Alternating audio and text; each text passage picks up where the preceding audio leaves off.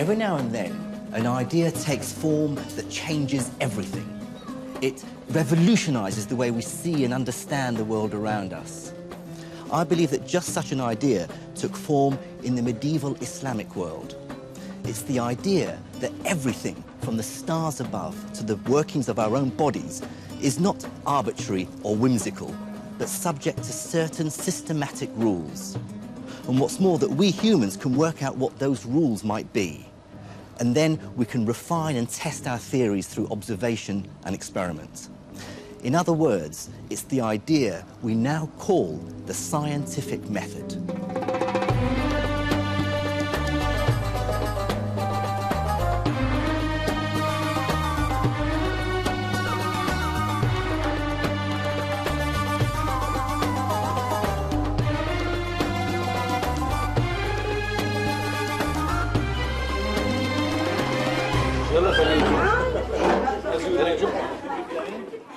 For me, the story of the scientific renaissance that took place in the medieval Islamic world is a personal one.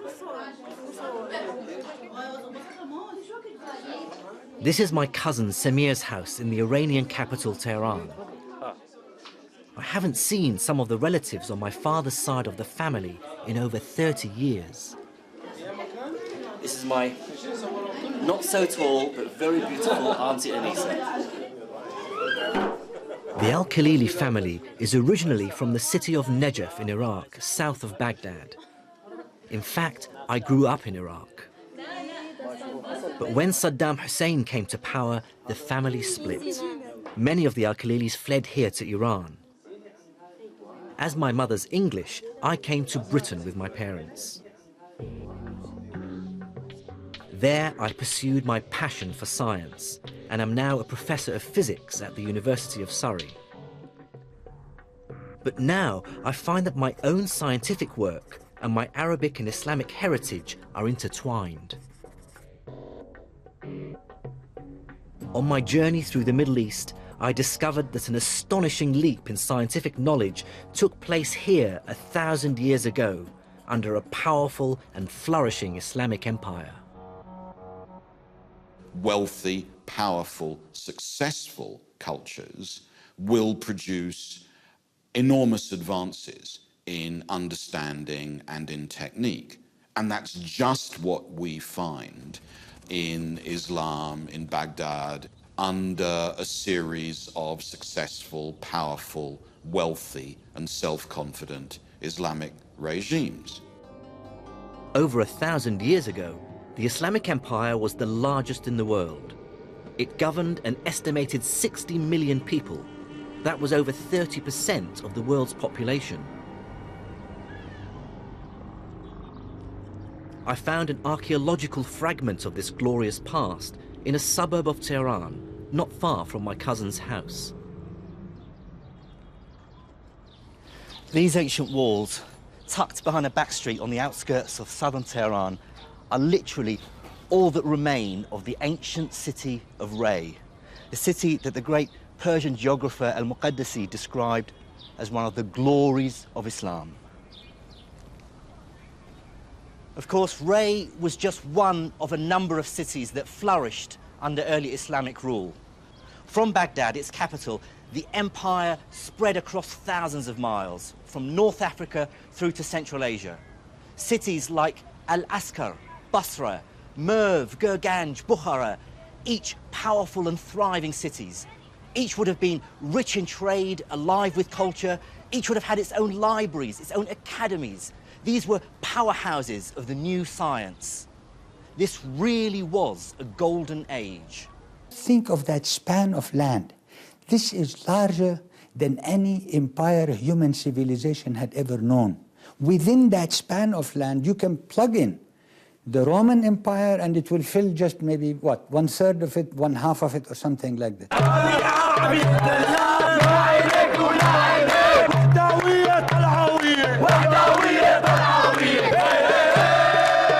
Reminders of this great Islamic empire are everywhere in the Arab world today.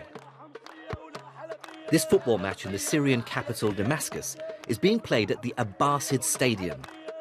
That's the name of the family who ruled the Islamic empire from 750 to 1258 AD.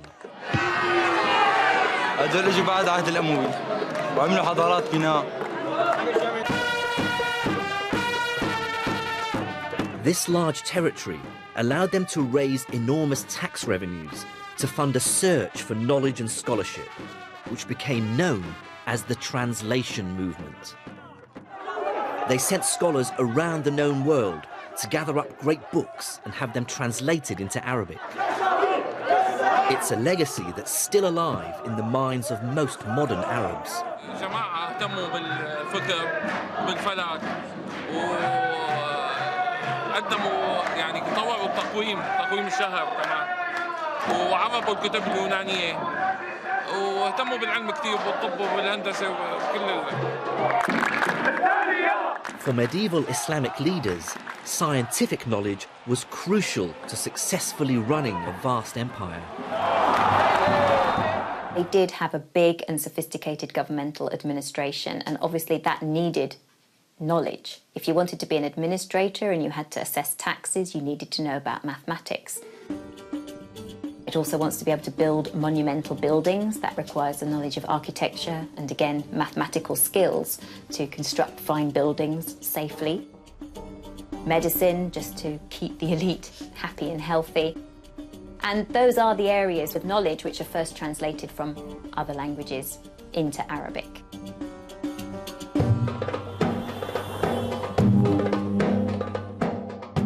The legacy of the medieval Islamic empire is scattered across a vast region. There's architectural masterpieces like the Umayyad Mosque in Damascus, the Jami' Mosque in Isfahan, and Al-Azhar University Mosque in Cairo. And then there are many ruins that still hint at past glories, like this, a crumbling 8th century palace deep in the Syrian desert. And this, a huge Muslim palace called Medinat al-Zahra, currently being excavated in southern Spain. These are the impressive ruins of Medinat al-Zahra, the fantastic palace city built outside Cordoba in the 9th century by Abdurrahman III, who was the greatest of all the Andalusian caliphs. At the time that it was ruined, Cordoba was in fact the largest and most important city in Europe, a rival to Baghdad in the east for a center for Islamic scholarship and science. And as I traveled, I saw how science, especially numerical record keeping and measurement, was crucial to dealing with the challenges of running a vast empire.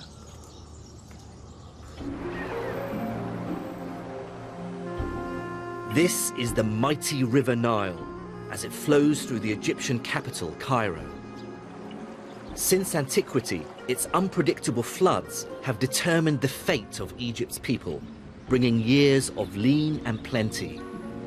By the 8th century, Cairo was part of the Islamic Empire, and the new rulers took the first step to understanding this mighty river in a scientific way. They built a device to measure it.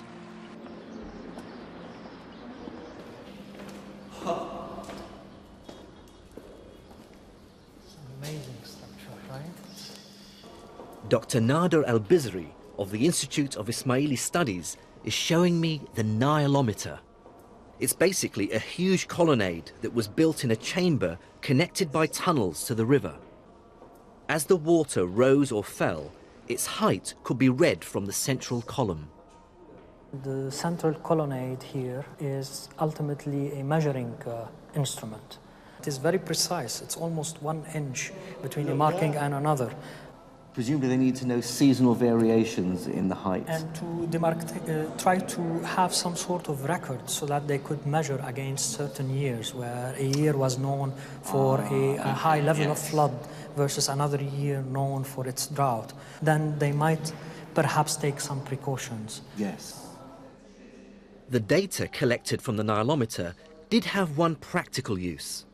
By creating an objective record of the river's behavior, it allowed the rulers of the time to calculate how much tax to levy on Egypt's farmers. But whatever its uses, what I love about the Nilometer is how it shows that to understand the world, you have to build devices to measure it. If you think very hard, it's never obvious that measurement can make sense of the world around us. The world appears, as a Western philosopher once put it, like a buzzing, blooming confusion. And the idea that we as a group have tools which are reliable, which have sufficient integrity, which have an intellectual grip that can make sense of the basic phenomena we see around us, that's an astonishing idea.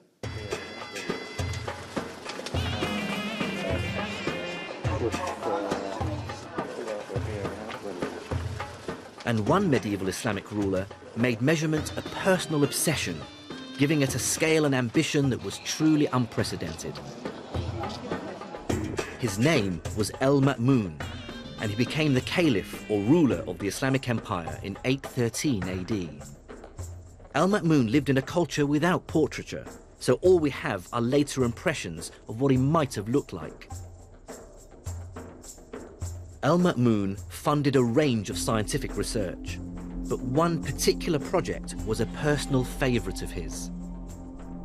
And given that he ruled over such a large territory, it's hardly surprising what it was: map-making. In the second decade of the 9th century AD, Al-Ma'mun commissioned a new map of the world, and his scientists did a pretty impressive job. It was a vast improvement on all maps that had come before.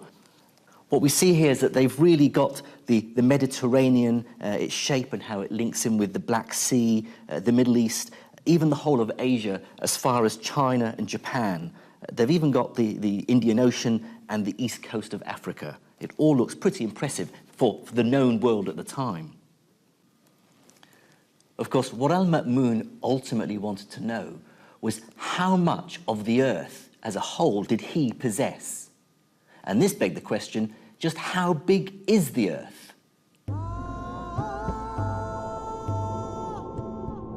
It's a sign of amazing ambition that groups of scholars and craftsmen together can, as it were, capture the world. Where does that ambition and that confidence come from? Part of it comes from religious faith.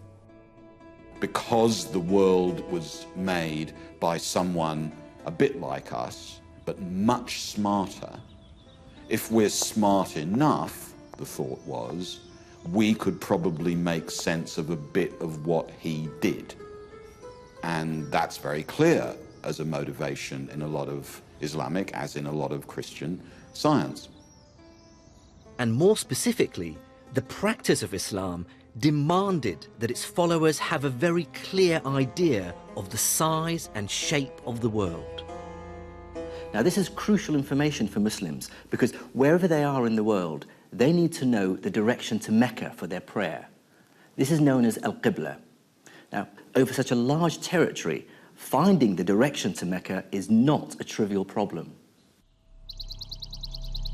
This problem was wonderfully illustrated when a mosque was built recently in Washington, D.C. Some worshippers were confused because the direction they were told to face when praying was slightly north and not southeast as they expected. After all, Mecca is southeast of Washington, and on a flat map, it does appear to lie in that direction. But on a curved sphere, the shortest distance between any 2 points follows what's called a great circle. So, for example, this great circle lying between Washington and Mecca is quite different to what you might expect. So the direction to Mecca from Washington actually points slightly northeast rather than southeast. Of course, this is complicated stuff, but the key point for Islamic scholars is that knowing the direction to Mecca requires a knowledge of how steeply the Earth curves.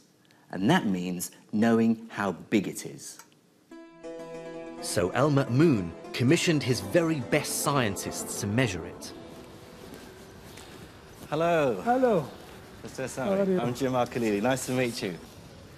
To understand how they did it, I'm meeting up with Professor Sami Chaloubi from Aleppo University in Syria, who's an expert in early Islamic science. Come and join me. عندما قسمها على 7.5 عندما قسمها على 7.5 Professor Chaloubi began by explaining the measuring technique, which El-Ma'mun's scientists first used and which they had inherited from the Greeks. We're now talking about the earlier Yes. Aristophanes technique of measuring the circumference. It was repeated again by the Abbasid astronomers, was to measure the distance between 2 points and then look at the angle of inclination of the sun. So in Egypt, in Aswan down in the south, they regard the sun as being vertical. This is near to the equator. And they worked out how far away from the vertical the sun was if they measured it from the north of Egypt in Alexandria, which is on the Mediterranean coast. El-Ma'mun's astronomers repeated the Greek experiment in Syria and Iraq by measuring the angle of the sun in the sky at noon at one known location. They then walked due north to a second location, carefully measuring the distance they travelled. At the second location, they once again measured the angle of the sun at noon. This angle would have been slightly smaller than the first one. With these figures, El-Ma'mun's astronomers were able to estimate the Earth's circumference. They got a value of 24,000 miles, within 4% of the correct value. Not bad, you might think, but this method was flawed and ultimately unreliable. The main problem with it was that measuring the distance between two locations was incredibly difficult. It could only be done by the unreliable method of counting paces as you walked through the burning desert. A more reliable and sophisticated method for estimating the Earth's size was needed. And 2 centuries after El-Ma'mun died, it came. What made it possible was a great leap of imagination, and the fact that by 900 AD, much of the world's mathematical knowledge had been translated into Arabic, so scholars could scrutinize and improve on it. Out of this obsession with scholarly learning came a true mathematical visionary, Abu Rayhan Muhammad ibn Ahmed al-Biruni. And like all Islamic scholars of the time, al-Biruni was obsessed with the science and mathematics of the ancient Greeks, Babylonians, and Indians. And because of the success of the translation movement, he had literally on his desk the great work on geometry by Euclid, Ptolemy's Almagest, the Indian text, the Sinhind, and the famous work on algebra by Al-Khwarizmi. كان مكتوبة كتابة حطوا ورقة. Professor Chaloubi has brought along the book in which Al-Biruni describes how he combined algebra and geometry with some very simple and practical measurements to solve the epic problem of how to calculate the size of the Earth. بيروني the text from This is his القانون المسعودي. the Mas'udi canon. Yes. This is Biruni's canon, which I've been trying to get hold of, where he describes this fantastic experiment. And oh, you found the page. Yes. Having read Al-Biruni's description of how to estimate the size of the world, I wanted to try it for myself. First, he had to find a fairly high mountain from the top of which he could see a flat horizon. In this case, the sea. What I love about this story is that with a few simple measurements around this small mountain peak, you can work out the size of the whole world.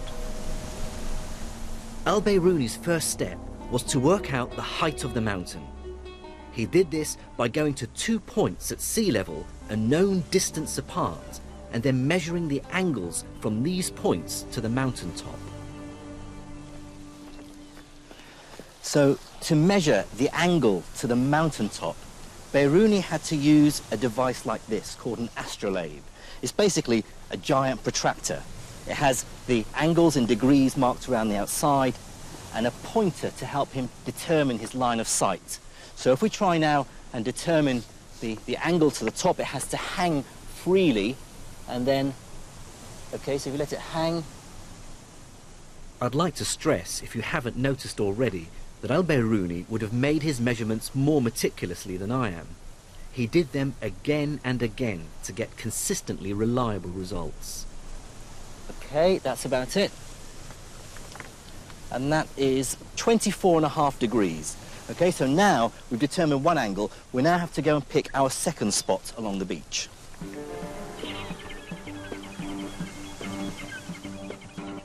The distance from the first to the second point must be measured accurately. In this case, it's 100 meters, and the 2 points must be in a straight line with the mountain.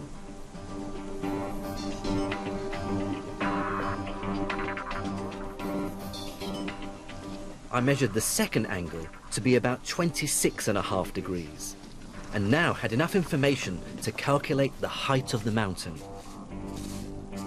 Using trigonometry and algebra, Al-Biruni used a formula that relates the height of the mountain to what are known as the tangents of the angles he measured. Using my measurements, I get a figure for this mountain of about 530 meters.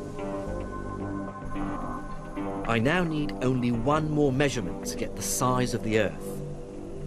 And to get that, I have to climb to the top of the mountain.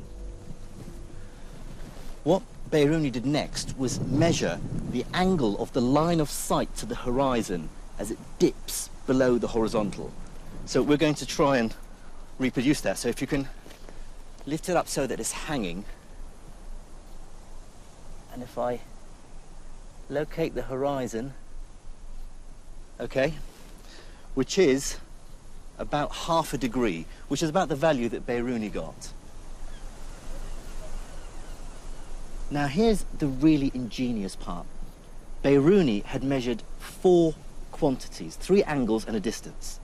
He used 2 of the angles and the distance to work out the height of the mountain. Al-Biruni now had everything he needed. In essence, Al-Biruni imagined a huge right-angled triangle which has as its 3 corners the mountaintop, the horizon and the center of the Earth. Trigonometry told him that the angle he had measured and the height of the mountain are related to the radius of the Earth, and algebra allowed him to calculate it. With this formula, Biruni is able to arrive at a value for the circumference of the Earth that's within 200 miles of the exact value we know it to be today, about 25,000 miles. That's to within an accuracy of less than 1%, a remarkable achievement for someone 1,000 years ago.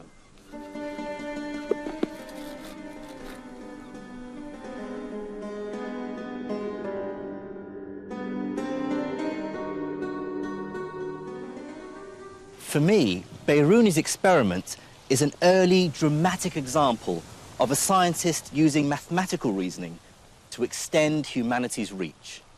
He really pushes the idea that abstract geometrical rules governing idealized shapes like perfect circles and triangles can help us to comprehend the real world. Einstein used precisely the same approach, admittedly with much more advanced mathematics, when he developed his general theory of relativity almost 1,000 years after Biruni. But both Einstein and Biruni were united by a single common idea. With mathematics, humanity can embrace the universe.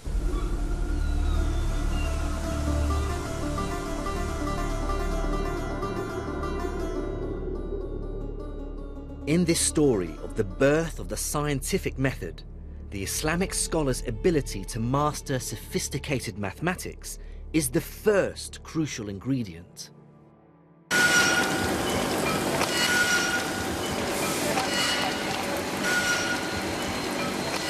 The second crucial ingredient is the use of experiments in science. Without experiment, theory remains meaningless and sterile.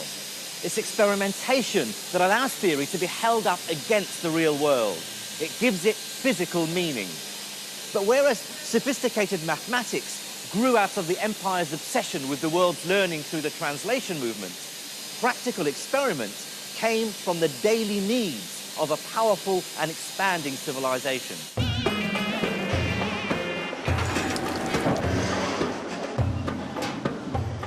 The driving force of the expanding medieval Islamic empire was trade. It boomed from around 700 AD onwards, creating a massive demand for metal workers, glass blowers, tile makers, craftsmen of every possible kind. When this collided with scholarly tradition, symbolized by the translation movement, it had seismic consequences for science. The sciences absolutely depend, astronomy is a wonderful example, chemistry is another, on really intense relationships between craft traditions of instrument making, of working with metal and fire, of working with medicines, drugs, plants, and scholarship, highly sophisticated literary and mathematical analysis. And the Islamic world is just such a place. By around 800 AD, the great cities of the Islamic Empire dominated the world's trade. To its markets came silks, spices, drugs, fruit, perfumes and gold, from as far afield as India and China in the east and Spain in the west. Anything that could be traded was.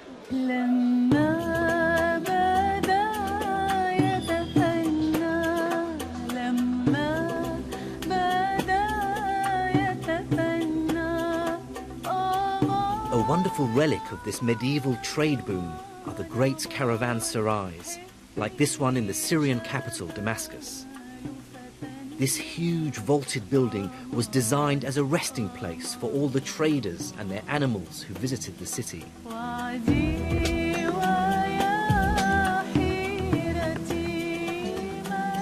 On their ground floors were wide spaces for animals and goods. And above there were rooms for the rich merchants to refresh themselves before another day of haggling. One 10th century traveller talks of the riches and beauties of the bazaars, and that the income of the provinces and localities was between 700 and 800 million dinars.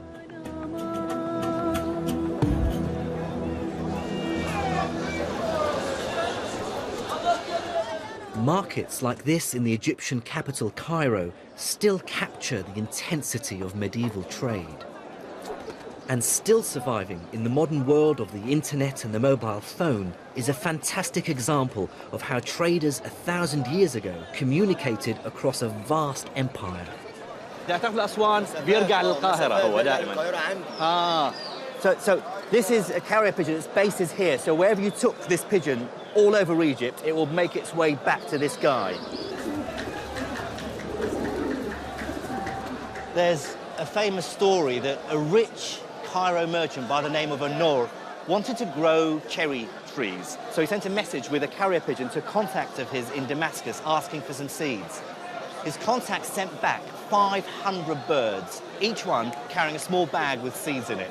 The whole process took just 3 days. Sort of a medieval FedEx, really.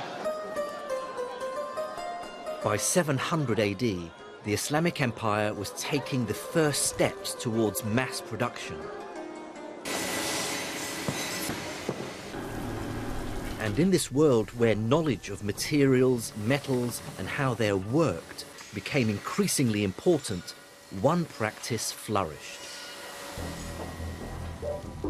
It's the practice that was inextricably linked with magic. Specifically, the dream to turn base metals into gold. The mysterious practice of alchemy. The ancient art of alchemy was a mystical system of belief based on spells, symbols, and magic. But I believe it took Islamic scholars to turn this quasi-religion into something much more scientific. Chemistry. Increasingly, the knowledge of the alchemists found more and more practical applications. For instance, when, during the last decade of the 7th century, the ruler of the Islamic Empire, Abd al-Malik, made the bold decision to create a common currency for all his dominions, he turned to alchemists for help.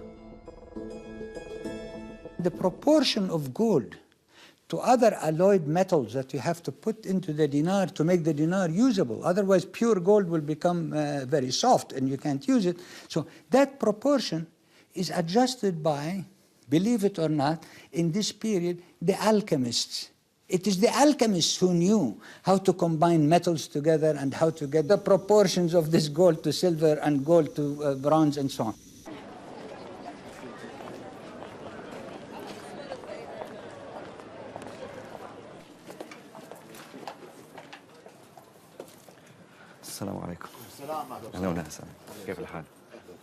I hunted down tangible evidence of the skill of medieval Islamic alchemists in the old markets in the Syrian capital, Damascus. This is an Islamic dinar. The date of this is 128 after Hijri. So the middle of the 8th century, almost 740s. Yeah, in the middle of the... This 1,300-year-old coin, made of an alloy of different metals, isn't just durable. It's also malleable enough to be inscribed with intricate Arabic writing. No God instead of Allah. Coin making is one of the many examples of how the practical needs of a booming economy began to turn the magical practice of alchemy into modern chemistry. What's striking about chemistry in the medieval Islamic world is the sheer quantity of manuscripts that deal with the subject. There are literally thousands that survive, dealing with subjects as varied as metallurgy, glass making, tile making, dyeing, perfumery, weaponry. There's even a description on how to distill alcohol. All this activity clearly points to a bustling economy, with consumers, soldiers, engineers, architects, all demanding innovation and all demanding new technology. A great example of applied chemistry in the medieval Islamic world was the manufacture of soap. This stuff, solid soap that you can really clean yourself with, was virtually unknown in Northern Europe until the 13th century, when it started being imported from Islamic Spain and North Africa. By that time, the manufacture of soap in the Islamic world had become virtually industrialized. The town of Fez boasted some 27 different soap makers. And cities like Nablus, Damascus, and of course Aleppo became world-renowned for the quality of their soaps. A 12th century document has the world's first detailed description of how to make soap. It mentions a key ingredient, and it's a substance that became crucial to modern chemistry, an alkali. Now, alkaline substances are crucial to soap making.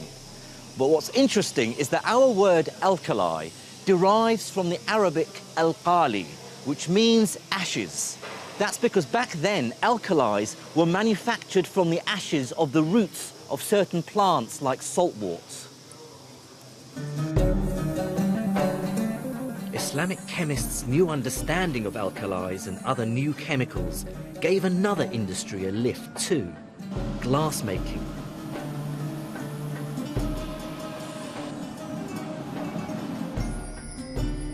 The Islamic chemists discovered that they could change the color of glass using newly discovered chemicals like manganese salts. And they built industrial furnaces, some several stories high, to manufacture glass in huge quantities. The legacy of their skills can still be seen in beautiful stained glass windows. Islamic chemists also developed many other colors, pigments and dyes, using their new alkalis and metals like lead and tin. These helped architects to decorate mosques like this one in the Iranian city of Isfahan in a glorious range of colors and designs.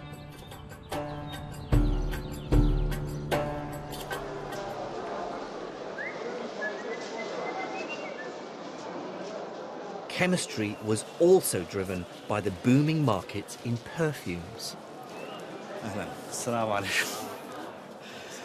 In the main market in Damascus, traders still make up your favorite scent, as they would have 1,000 years ago. So it basically has a base of alcohol, and then he adds to it the oils from the plants that you want. Jasmine and rose water and mint. But these days they'll use very nice. Yeah, I think I'll buy some of that. Perfumiers pushed chemists to come up with ever more ingenious techniques for extracting subtle and fragile fragrances from flowers and plants.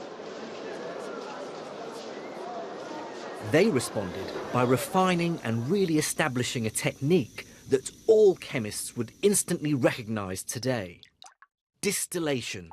Many of the techniques originate with Islamic scholars or even earlier.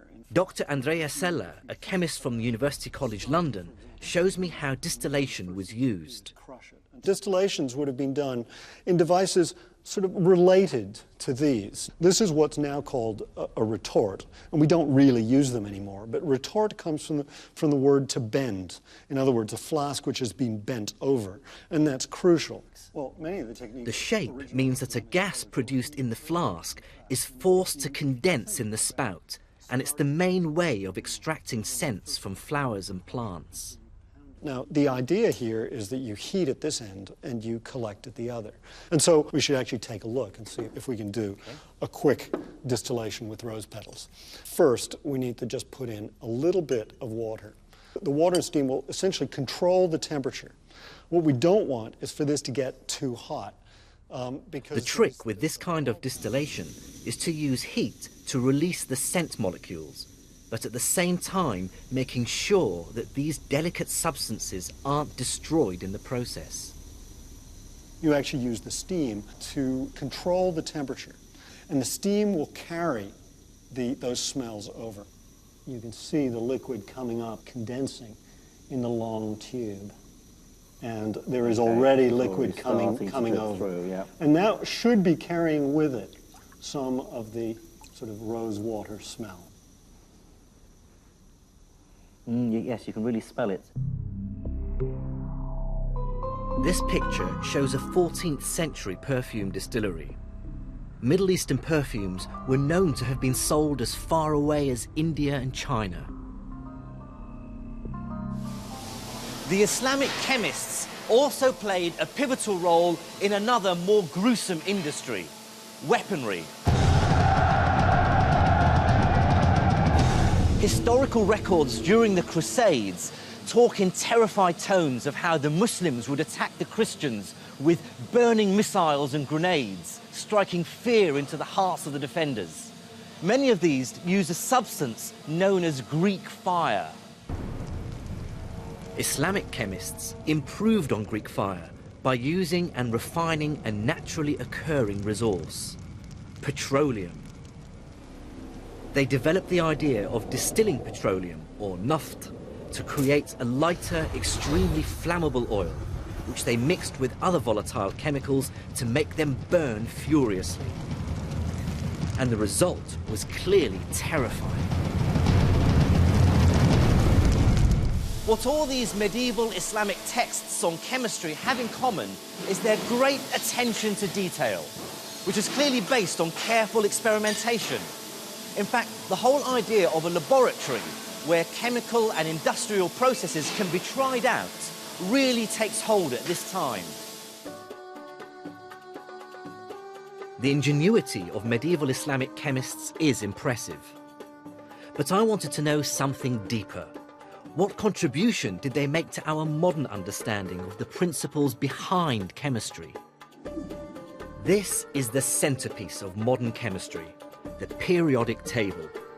It lists all the known elements. Its key idea is to group substances with similar properties together.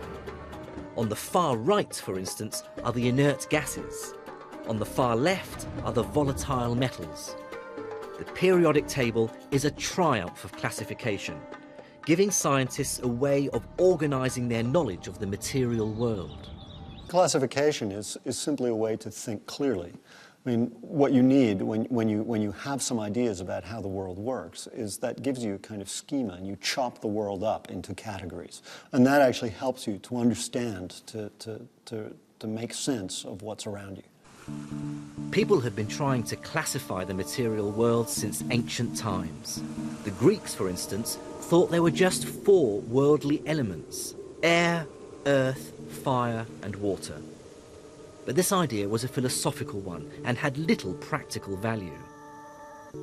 And that's what medieval Islamic chemists really changed. They used experimental observations to classify the stuff the world is made of. At the forefront of this was a medieval Islamic doctor and chemist called Ibn Zakaria al-Razi, who was born here in the city of Ray, just outside the Iranian capital Tehran, in 865 AD. Al-Razi's classification was very different from the Greek one. He argued, for instance, that minerals, roughly stuff we dig out of the ground, should be classified into 6 groups, depending on their observed chemical properties. The same guiding principle that lies behind the modern periodic table. Now, what I've done is I've brought materials from his classification scheme. And we have here what he called the spirits.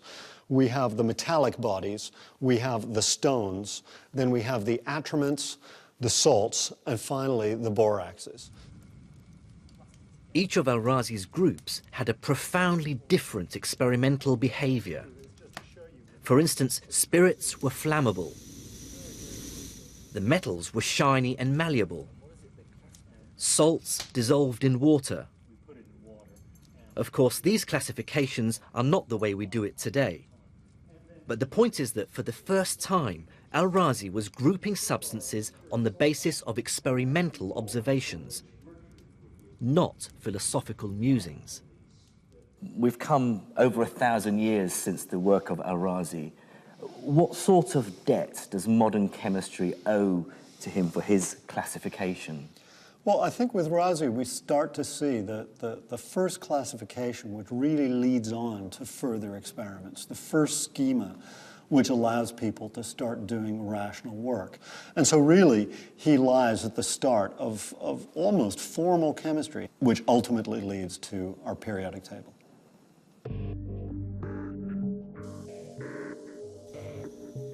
I believe that what we see in the work of the Islamic chemists and alchemists is the first tentative steps to a new science. Yes, by our standards, it contained a lot of magic and mumbo-jumbo, but it placed an emphasis on experimentation that was truly revolutionary.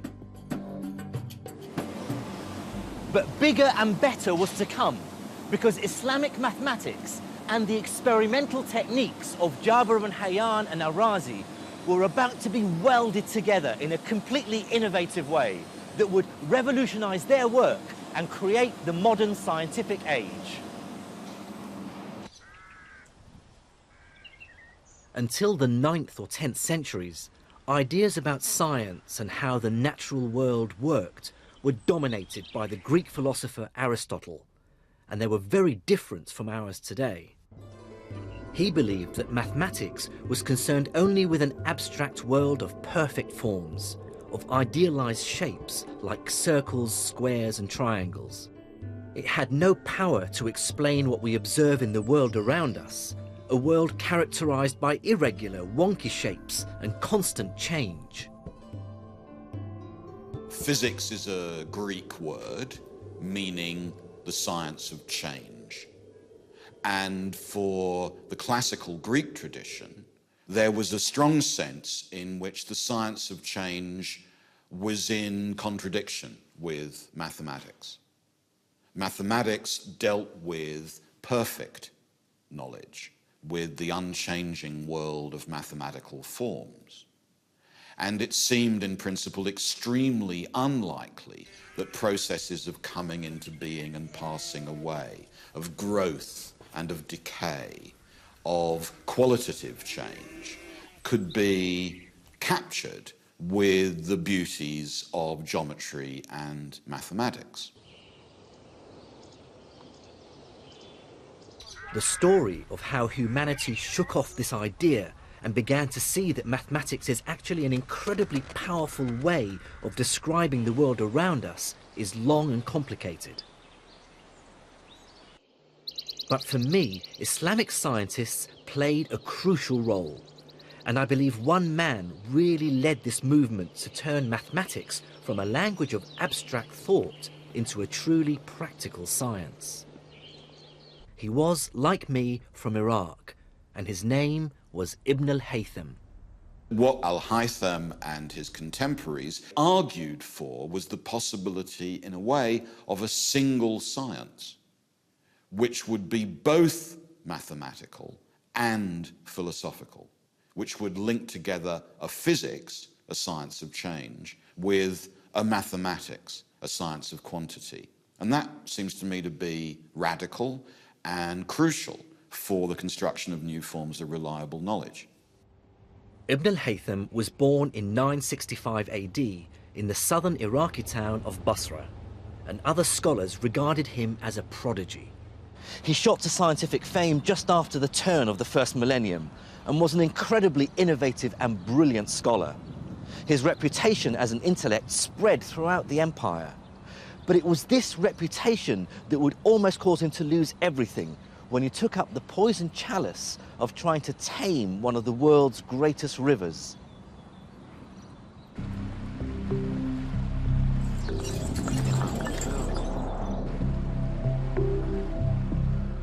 There's a wonderful, if suspiciously apocryphal story about how Ibn al-Haytham's career as a scientist was transformed. It concerns the Nile and how, just after the turn of the millennium, Ibn al-Haytham was asked by the ruler of Egypt to find a way of controlling it. Could he prevent its unpredictable and potentially devastating floods and droughts? But it didn't take Ibn al-Haytham long to realize that the Nile was way too large to control. On hearing this, the Caliph flew into a terrible rage and ordered Ibn al-Haytham's execution. Ibn al-Haytham responded by feigning madness. The execution was called off and he was placed under house arrest. There, with time on his hands to contemplate, the story goes, Ibn al-Haytham considered deep and fundamental questions in physics. And he began with a truly enigmatic and universal problem. He asked if the wonderful and entirely mysterious nature of light and vision could be explained by mathematics and geometry. Under house arrest, or perhaps here in the rooms of Al-Azhar University in Cairo, Ibn al-Haytham carried out a series of experiments that created the modern science of optics. I'm with Dr. Al-Biruni, who has carefully studied Ibn al-Haytham's work. He explained that Ibn al-Haytham first considered the Aristotelian explanation for how we see, an explanation that was completely unmathematical.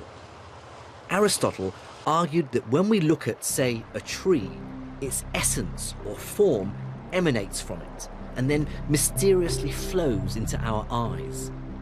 So if I'm, for instance, now looking at the buildings and the trees on the banks of the Nile, I'm receiving the forms of these buildings and these trees in the eye, abstracted from their matter. According to Dr. Al-Biruni, Ibn al-Haytham found this idea deeply unsatisfactory. He wanted a mathematical explanation.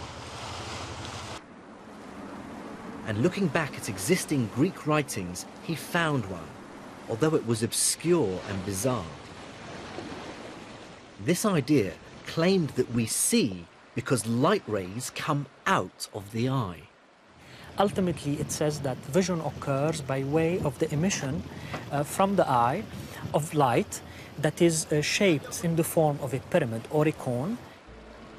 This cone-shaped beam illuminates what we're looking at and is defined by nice geometric straight lines. It seems Ibn al-Haytham liked this mathematical approach, but immediately spotted its flaws. If we see, he asked, because light comes out of the eye, why does it hurt when you look at a bright object like the sun, but not hurt when you look at something dim? Or at night, can light from our eyes really be lighting up distant objects in the sky? So, in an inspired piece of thinking, Ibn al-Haytham combined the two Greek ideas and defined our modern understanding of light and vision. Light, he said, does travel in straight lines that obey geometric laws, but instead of them coming out of the eye, these rays travel into it. It is the development of an entirely new theory, and also methodologically, it is the beginnings of mathematizing physics. What Ibn al-Haytham did was take the principles of geometry with its rules governing straight lines and apply them to the real world. He then designed experiments which would test whether the real world measured up to his mathematics. In about 1020, Ibn al-Haytham published his groundbreaking geometric explanation of light in his Kitab al-Manadhir, or Book of Optics. And what really marks this book out as science is that Ibn al-Haytham carefully justifies his theories with detailed experiments that others can repeat and verify. He starts from first principles to find out how light travels.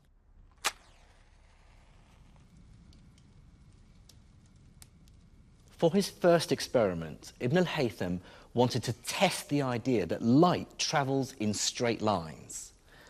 Now, to do this, he took a straight tube on which he'd drawn a straight line down the side and a ruler, again with a straight line down the length of it. And by matching the two together, he was convinced then that the tube was straight. Now, if he uses it to look at an object, in this case a candle, he can see the candle through the tube, which is good evidence that the light is travelling up in a straight line. But just to be sure, he then blocked the end of the tube. And then, by looking at the candle again, of course, he can't see it, because what this does is confirm that the light doesn't travel to his eye via any other route in a curved path outside the tube, proof that light only travels in a straight line. Now, this might sound quite trivial and obvious to us, but Ibn al-Haytham was starting from first principles. Then, through experiment, he extends his light travels in straight lines idea to many other phenomena. He explains how mirrors work by arguing that the angle the ray comes in at is the same as the angle it bounces off at. He explains what we now call refraction, why objects look kinked in a glass of water, arguing that light rays bend when they move from one medium to another. And then he tackles the nature of vision. Ibn al-Haytham wanted to understand how an object makes an image on the retina of the eye.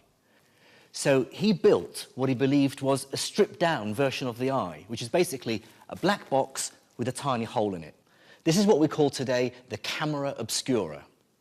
He next took his subject, in this case Anna, who's very brightly lit, and we now go inside the box to see what the image looks like. Now that I'm inside the camera obscura and I've allowed my eyes to get used to the dark, we can open the hole. And there we clearly see the image of Anna waving on the screen.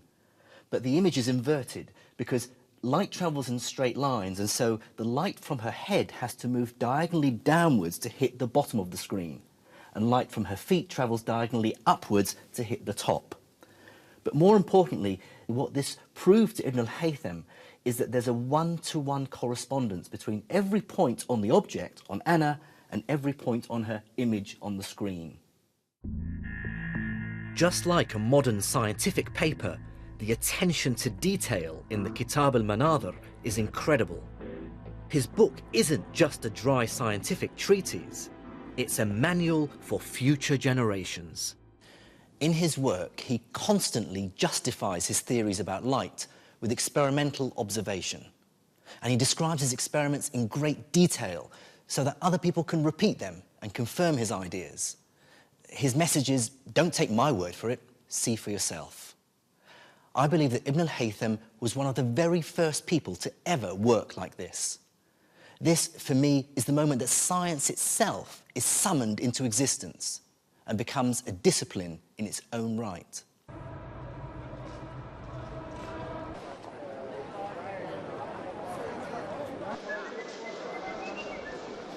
What I find so impressive about Ibn al-Haytham is how once he arrives at his mathematical theories, he then uses them to extend our knowledge of the real world. So, for instance, he used his new ideas about light to deduce that the Earth's atmosphere is of a finite thickness. And he even estimated what that thickness is.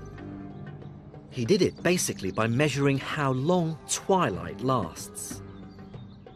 He rightly assumed that the reason it continues to be light after the sun has dropped below the horizon must be because its rays bend as they enter the Earth's atmosphere. The length of twilight and an educated guess for what we today call the air's refractive index gave Ibn al-Haytham a way of estimating the thickness of the Earth's atmosphere. He came up with a figure of around 40 kilometers, about half of the modern value. That's pretty impressive. It really shows how mathematics extends the power of science to explain.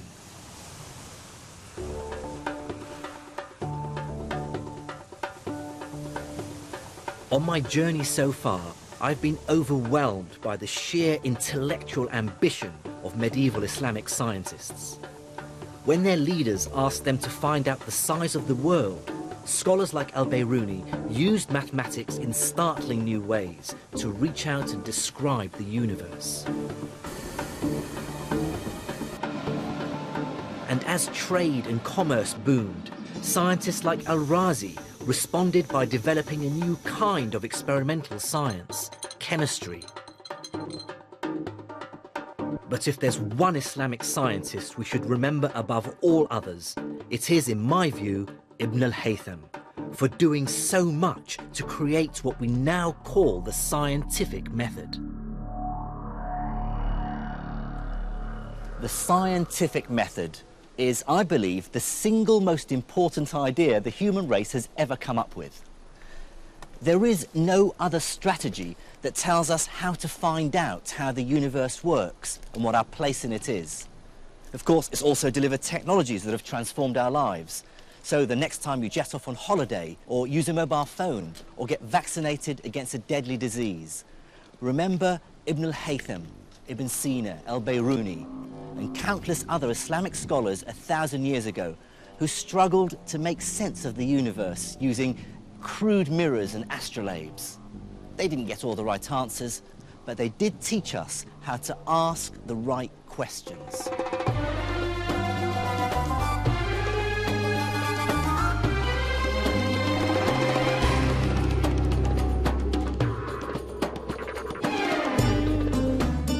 In the next episode, I travel to Syria and northern Iran to find out about the great Islamic scientists who revolutionized astronomy, making it a truly modern science. And I'll also discover how the man many consider to be the father of the European scientific renaissance, Copernicus, borrowed from Islamic astronomical theories. And I'll unravel the mystery of how the golden age of Islamic science came to an end.